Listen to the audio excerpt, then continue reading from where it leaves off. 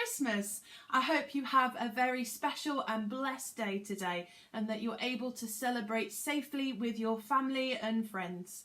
I pray that today you may know the wonder, joy, peace and hope and love of the birth of Christ. Today, as we celebrate Christ's birth, our reading I have picked is taken from John's Gospel, and it goes like this. In the beginning was the Word, and the Word was with God, and the Word was God. He was in the beginning with God. All things came into being through him, and without him not one thing came into being. What has come into being in him was life, and the life was the light of all people. The light shines in the darkness, and the darkness did not overcome it. There was a man sent from God whose name was John.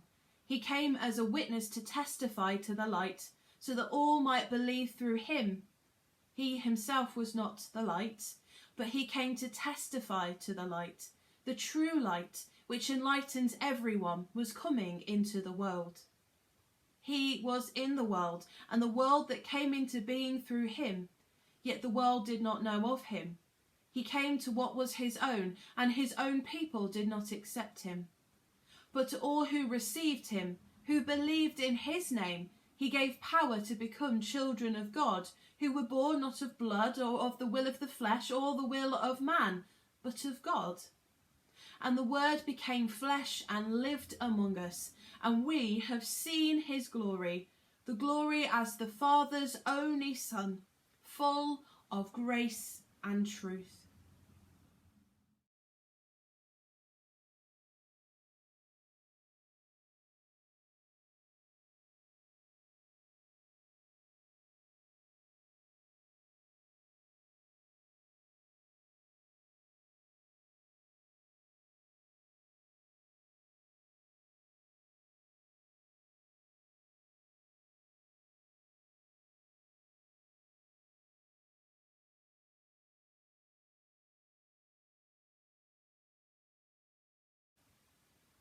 More than ever this year, I was so pleased to see Christmas lights appearing outside houses, seeing Christmas trees lit up in windows and Christmas decorations.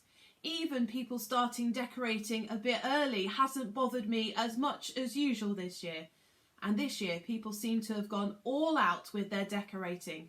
There seems to be even more lights outside than normal and more decorations.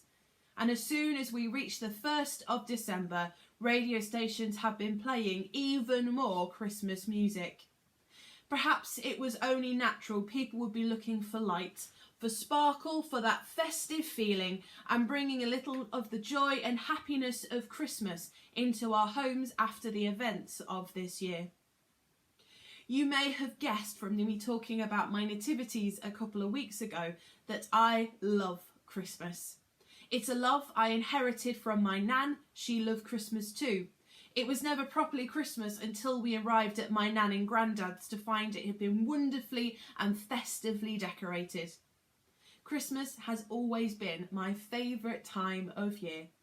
I have always loved the lights, the decorations, the Christmas baking, choosing lovely presents for people and the festive feelings of Christmas.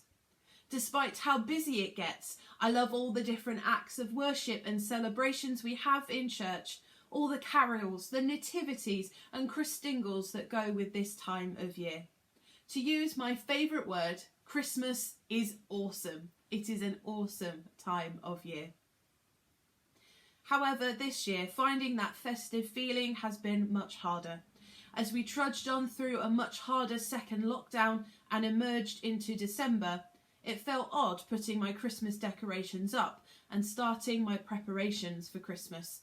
As I did this, I really had to convince myself it was December and not March. As we've waited to hear about what restrictions might be in place and make decisions about how we celebrate Christmas, it's perhaps been hard to feel festive and do some of the usual preparations for Christmas, such as baking and present buying. But seeing our houses, trees and windows decorated and lit up for Christmas may not have helped me feel festive, but has given me hope and a sense of reprieve from the dark and grey of December.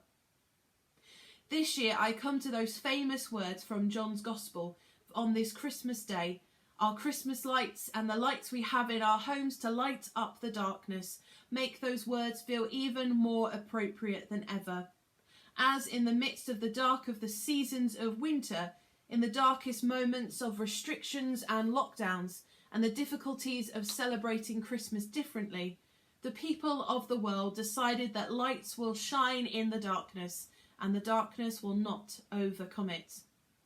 Under whatever restrictions, doing whatever we need to do to keep each other safe, the lights will still shine and Christmas will still be celebrated, even perhaps if it's a little bit smaller this year.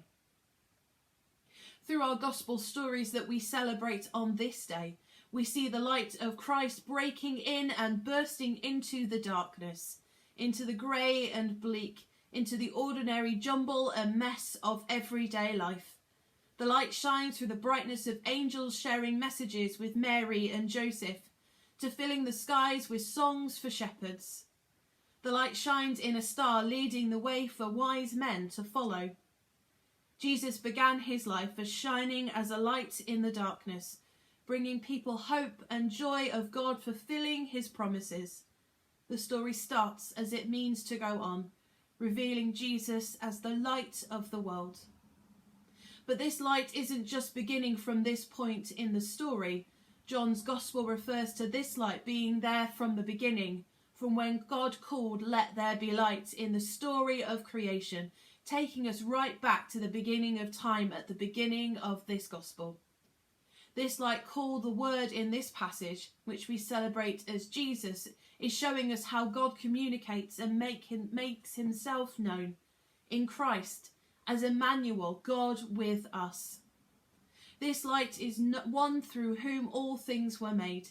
He challenged the darkness before creation, and now comes again to challenge the darkness that is found within creation itself. The Word in bringing into being the new creation, in which God calls out once more, "Let there be light," and a newborn baby cries in a stable in Bethlehem to bring light and hope and love and joy and peace to the world.